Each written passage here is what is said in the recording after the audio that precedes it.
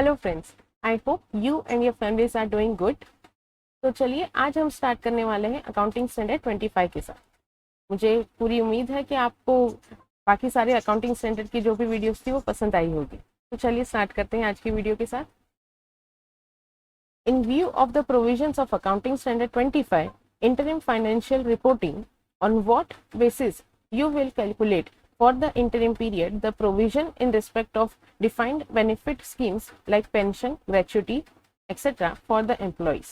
तो इस क्वेश्चन में क्या पूछा गया है कि अकाउंटिंग स्टैंडर्ड 25 जो कि है इंटरिम फाइनेंशियल रिपोर्टिंग के ऊपर, उसके बेसिस पे आप कैसे कैलकुलेट करेंगे कि कितना प्रोविजन बनाना है आपको डिफाइंड बेनिफिट स्कीम्स जैसे कि पेंशन स्कीम, ग्रेचुइटी वगैरह के लिए।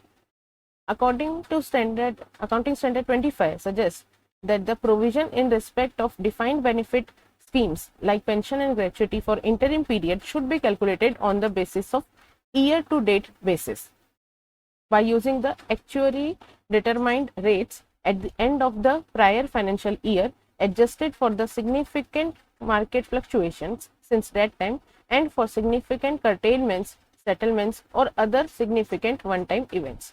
तो इसमें क्या कहा है कि आपको जो भी ये डिफाइंड बेनिफिट स्कीम है उनको ईयर टू डेट बेसिस के ऊपर कैलकुलेट करना है, और वो एक्चुअरी जैसे एक्चुअल वैल्यूएशन जो होता है, वैल्यूएशन जो उसका एक्सपर्ट होता है उसने जो वैल्यूएशन दिखाया है उसके हिसाब से आपको कैलकुलेट करना है, जो कि इंटरिम पीरियड का है। क्योंकि साल के बीच में हम ये कैलकुलेट कर रहे हैं तो लास्ट ईयर को हम बेसिस बना के रखेंगे, तो प्रायर फाइनेंशियल ईयर का हमें वो डिटरमाइंड रेट्स को देखना है। उसके अंदर कोई भी सिग्निफिकेंट मार्केट फ्लक्चुएशन अगर इस साल हुए हैं और या फिर कोई सिग्निफिकेंट कर्टेलमेंट या सेटलमेंट कुछ इन द मीन ईयर हो गया है और सिग्निफिकेंट वन टाइम इवेंट कुछ हुए हैं तो उनको भी हमें कंसिडर करते हुए चलना है। तो इस हिसाब से ये हमारा क्वेश्चन नंबर 1 जो था AS25 का वो कंप्लीट होता है। अब हम मूव ऑन करते हैं क्वेश्चन नंबर 2 पे, जो कि एक काइंड ऑफ प्रैक्टिकल क्वेश्चन है। On 30th June 2016, Asmita Limited incurred 2 lakhs rupees 2 lakhs net loss from the disposal of a business segment. Also, on 30th July 2016, the company paid rupees 60,000 for property taxes assessed for the calendar year 2016. How the above transactions should be included in determination of the net income of Asmita Limited for 6 months interim period ended on 30th September 2016। तो यहाँ पे हमें 2 transactions दिए हुए हैं। एक तो जून में हुआ था जो है 2 लाख रुपीस का net loss from disposal of business segment, और दूसरा है कि कंपनी ने पे किया है 60,000 प्रॉपर्टी टैक्स जो कि असेस किए गए थे, वो भी 2016 के ही है। तो हमें इंटरिम पीरियड यानी कि सितंबर तक क्या इसका ट्रीटमेंट होगा वो हमें बताना है। According to para 10 of AS25 interim financial reporting, if an enterprise prepares and presents a complete set of financial statements in its interim financial report, the form and content of those statements should conform to the requirements as applicable to annual complete set of financial statements। ये particular जो statement है ये आपको para ये important mark करके रख सकते हैं। इसमें क्या लिखा है कि जब हम इंटरिम फाइनेंशियल स्टेटमेंट के लिए, इंटरिम फाइनेंशियल पीरियड के लिए जब हम इंटरिम फाइनेंशियल स्टेटमेंट बनाते हैं तो जैसा कि हम एनुअल रिटर्न के लिए यानी कि annual complete set financial statement बनाते हैं, वो जिस हिसाब से उसमें हम जो फॉर्म कंटेंट फॉलो करते हैं वही सेम टू सेम हम इंटरिम फाइनेंशियल स्टेटमेंट के लिए भी फॉलो करेंगे। As on 30th September 2016, Asmita Limited would report the entire 2 lakh loss on the disposal of its business segment since the loss was incurred during the interim period। अब क्योंकि ये जो interim period था जो 1 अप्रैल से लेके 30 सितंबर तक का था, उस बीच ही ये जो लॉस है वो पेमेंट वो इंकर हुआ है, तो वो उस इंटरिम पीरियड का है। तो हम जैसे हम एनुअल जब फाइनेंशियल स्टेटमेंट फाइल करते हैं, जब हम बनाते हैं, प्रिपेयर करते हैं, तो उसमें भी हम क्या करते हैं जो उस साल के पर्टिकुलर ट्रांजैक्शंस हैं वो उसी साल में अकाउंट किए जाते हैं। तो इसी तरह ये जो लॉस है वो इनकर हुआ है इस इंटरिम पीरियड में, तो वो भी इसी इंटरिम पीरियड में फुल्ली इसमें अकाउंट होगा। A cost charged as an expense in the annual period should be allocated to the interim period on accrual basis। ठीक है, और कोई भी अगर कॉस्ट जो भी एक्सपेंस की तरह अगर एनुअल पीरियड पे होगी, फुल एनुअल पीरियड में होगी, तो फिर सिर्फ पर्टिकुलर जैसे कि अगर एक एक्सपेंस है जो आपने अप्रैल से लेके नवंबर तक का अगर आपने पेमेंट किया हुआ है उस पीरियड में एलोकेट होता है वो, तो सिर्फ हम इंटरिम पार्ट वाला ही लेंगे यानी कि अप्रैल टू सितंबर। Since 60,000 property tax relates to the entire calendar year. अब ये देखिए, ये फुल कैलेंडर ईयर के लिए है 2016 के लिए। तो इसमें क्या होगा, अब आपको सिर्फ अप्रैल टू सितंबर यही पीरियड का ही काउंट करना है, यानी कि 6 मंथ्स का। तो यानी कि ये 60,000 जो है वो 12 मंथ्स के लिए है, तो उसका हाफ ले लेंगे हम, यानी कि 30,000 would be reported as an expense for the 6 month ended on 30th September, while out of the remaining 30 जो होगा 15,000 for January to March should be shown as a payment outstanding amount of the previous year and another 15,000 relate to the quarter of। तो इसको समझने के लिए आप देख लीजिए कि ये जो हमने टैक्स जो पेमेंट किया है वो 2016 के लिए है, यानी कि 16 का मतलब हो गया यहाँ पे जैन टू दिसंबर के लिए है। लेकिन हमारा जो फाइनेंशियल ईयर है वो कब से है, वो है अप्रैल से लेके मार्च तक का। तो इसमें क्या होगा कि जो फर्स्ट जो है यानी कि जैन टू मार्च तक का जो पीरियड है उसमें एलोकेट होगा 15,000। वो इस साल आएगा नहीं, वो प्रायर पीरियड का आइटम हो जाएगा, वो हमने लास्ट ईयर के हिसाब से अकाउंट करेंगे। और बाकी का जो हम इसमें काउंट कर रहे हैं वो अप्रैल टू सितंबर है, जो 30,000 हमने अकाउंट किया। और जो रिमेनिंग है यानी कि अक्टूबर से लेकर दिसंबर का 15,000 वो अलग है, वो हम इसी साल में अकाउंट करेंगे। इस हिसाब से ये ट्रांजैक्शन होगा।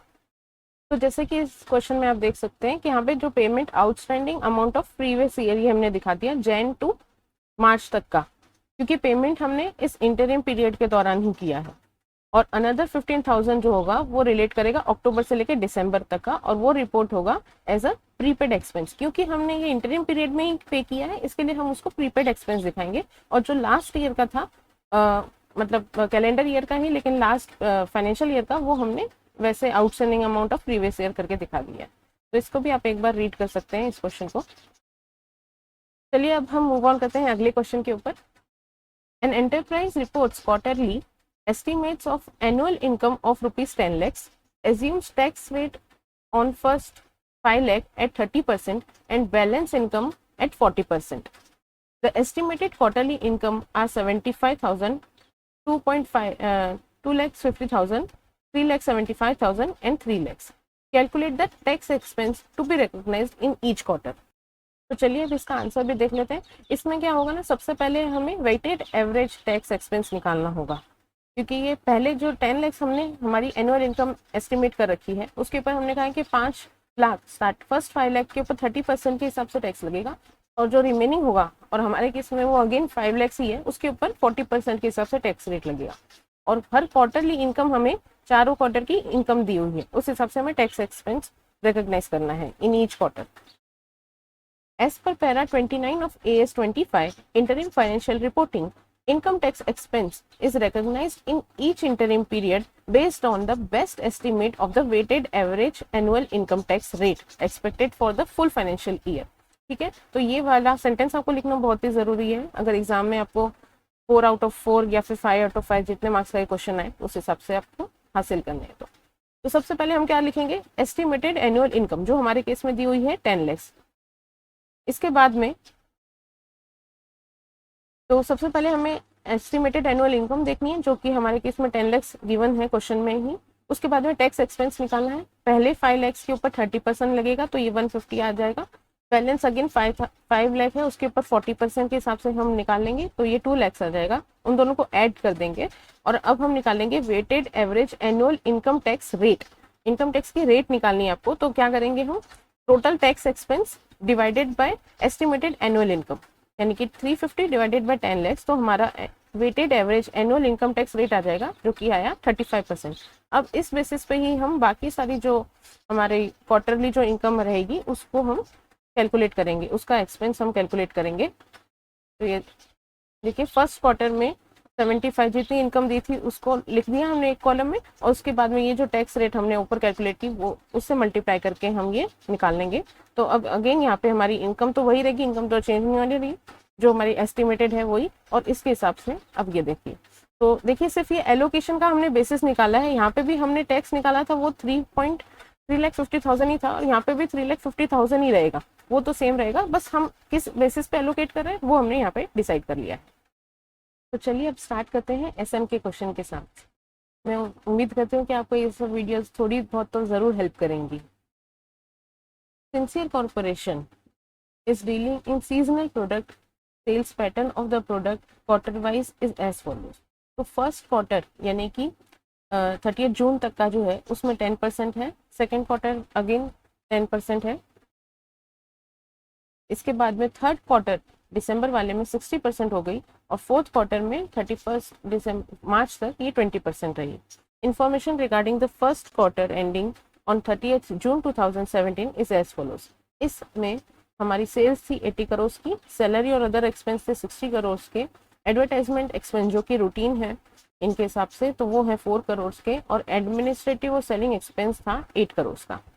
While preparing the interim financial report for the first quarter, Sincere Corporation wants to defer 10 crores expenditure to the third quarter on the argument that the third quarter is having more sales. Therefore, third quarter should be debited by more expenditure. Considering the seasonal nature of the business, the expenditure are uniform throughout all the quarters. Calculate the result of the first quarter as per AS 25 and also give comment on the company's view. तो देखिए इसमें हम देख रहे हैं कि जो company का स्टैंड है वो थोड़ा गलत ही लग रहा है, क्योंकि वो कह रहा है कि फर्स्ट क्वार्टर में क्योंकि उनकी कम सेल्स हुई तो इस हिसाब से वो फर्स्ट क्वार्टर में जो एक्स्ट्रा एक्सपेंस हुआ है वो उनको थर्ड क्वार्टर से वो सेट ऑफ करना चाहते हैं। लेकिन ये बात सही नहीं होती, क्योंकि एक क्वार्टर का प्रॉफिट और लॉस आप इस हिसाब से एडजस्ट नहीं कर सकते कि आप थर्ड क्वार्टर या नेक्स्ट क्वार्टर में उसका सेट ऑफ ले लें। तो ये तो एक मिस रिप्रेजेंटेशन हो जाएगा उस इंटरिम पीरियड के प्रॉफिट और लॉस का। तो एक बार हम आंसर में देख लेते हैं। इसमें लिखा है कि the result of the first quarter ending, वो हम प्रिपेयर करेंगे। उसका टर्नओवर कितना था 80 करोड़। ये देखिए ये 80 करोड़ का टर्नओवर था। इसमें अदर इनकम कुछ थी नहीं तो वो हमने नील लिख दी। इस हिसाब से हमारी टोटल इनकम आ गई 80 की।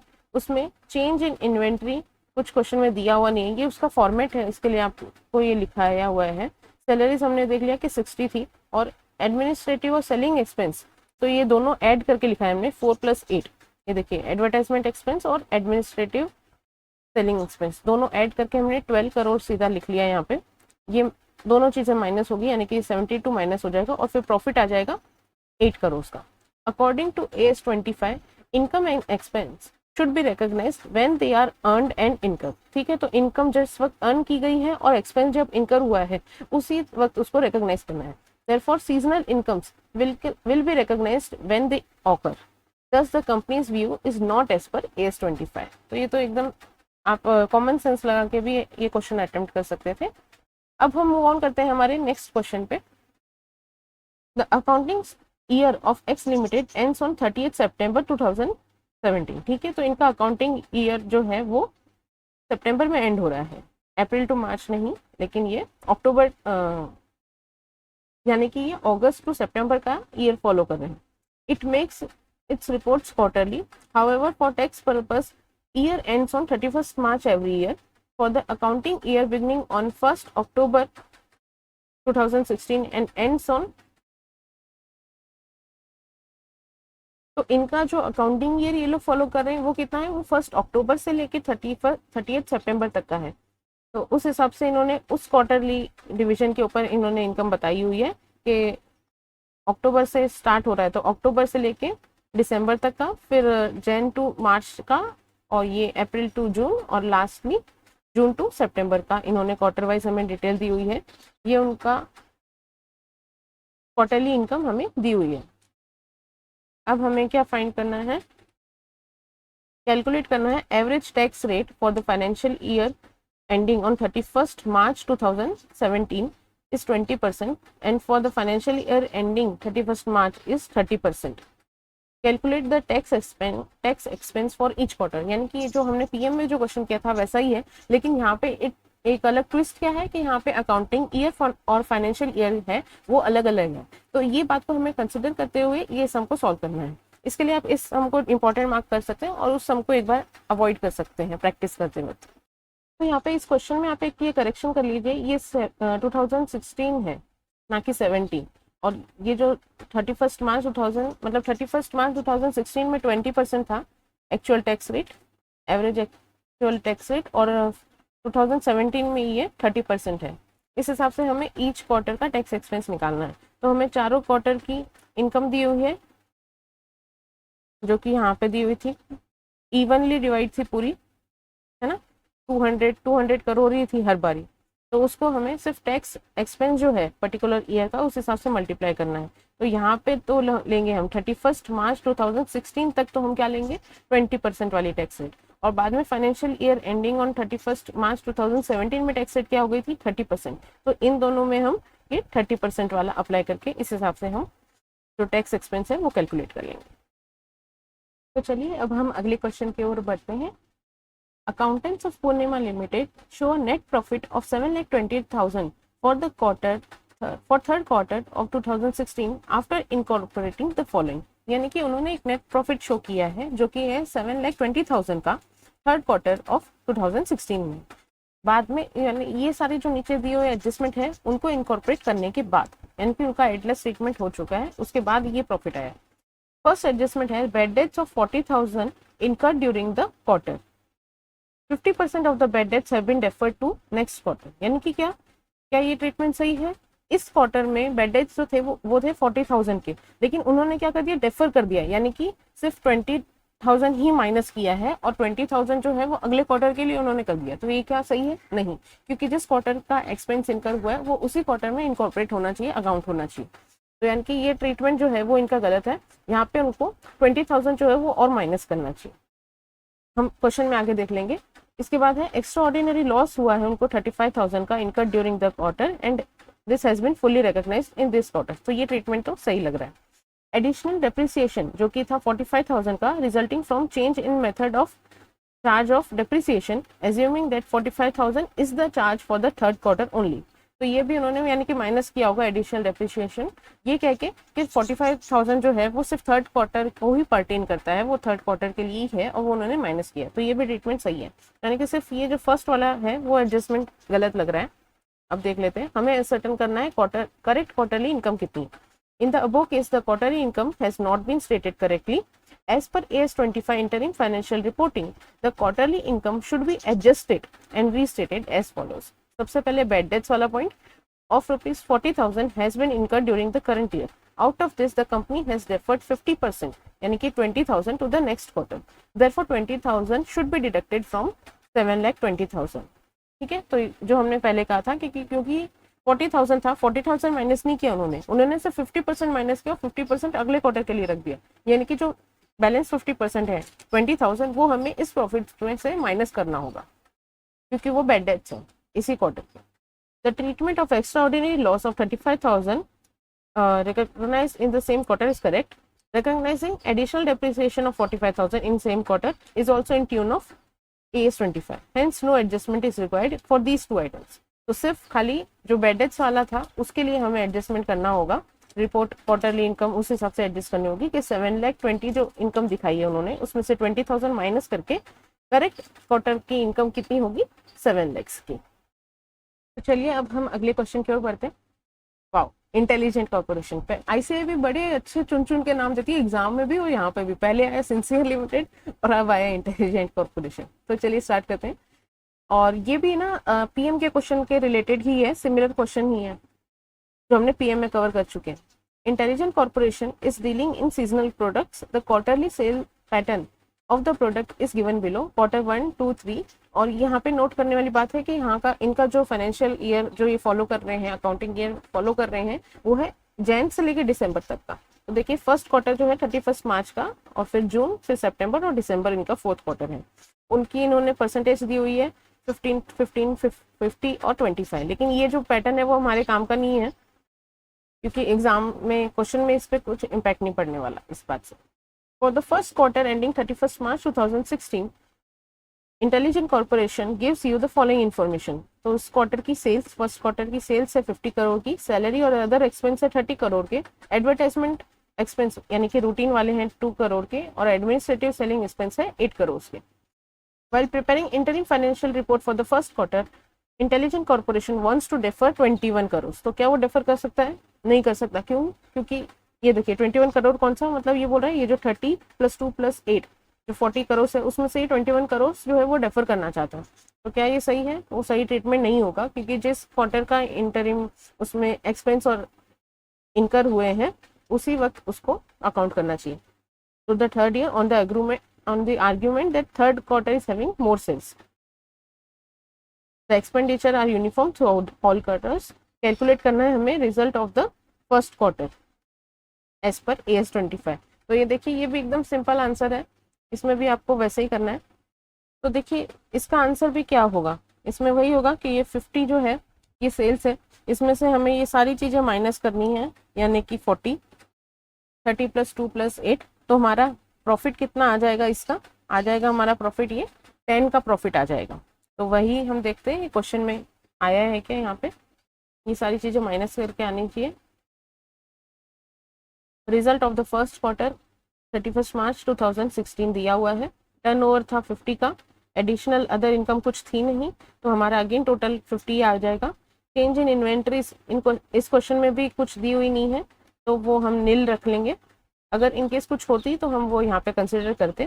फिर सैलरी स्पीड 30 की थी और ये 10, और अल्टीमेटली हमारा प्रॉफिट आ जाएगा जो कि 10 में ही होगा। तो यही करेक्ट है हमारा profit.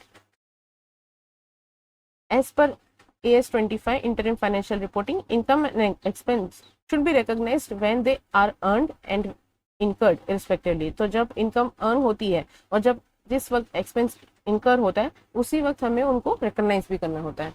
As per para 38 of AS 25 the cost should be anticipated and deferred only when. तो कोई भी खर्चा जो भी हम एंटिसिपेट कर रहे हैं तो वो डेफर्ड की जानी चाहिए कब? जब सिर्फ दोनों कंडीशन फॉलो होती है। It is appropriate to anticipate that type of cost at the end of the financial year, यानी कि जो पूरी की पूरी कॉस्ट है वो at the end of the financial year के हिसाब से अगर हम कर रहे हैं तभी उसको करना चाहिए। और दूसरी कंडीशन है and that the cost are incurred unevenly during the financial year. तो जब कॉस्ट जो है वो अनइवनली, यानी कि एक प्रॉपर बेसिस ऑफ एलोकेशन हमारे पास नहीं है और वो पूरे साल भर के लिए है, तभी हम उसको डेफर किए जा सकते हैं।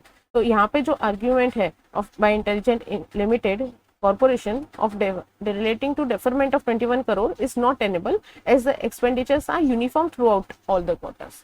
ठीक है, तो क्योंकि ये सारे expenditure throughout the quarters सारे यूनिफॉर्म है, तो ये 21 करोड़ का वो एक्सपेंडिचर जो है वो डेफर नहीं कर सकता। तो इसी के साथ हमारा ये AS 25 यहाँ पे खत्म होता है। और बाकी के जो भी पास्ट एग्जाम क्वेश्चन है, RTP क्वेश्चन है, वो हम एक सेपरेट वीडियो इंडिविजुअल उनकी वीडियोस अपलोड होगी उसमें हम कवर करेंगे। Thank you for watching. I hope these videos are really of some help to you. Thank you.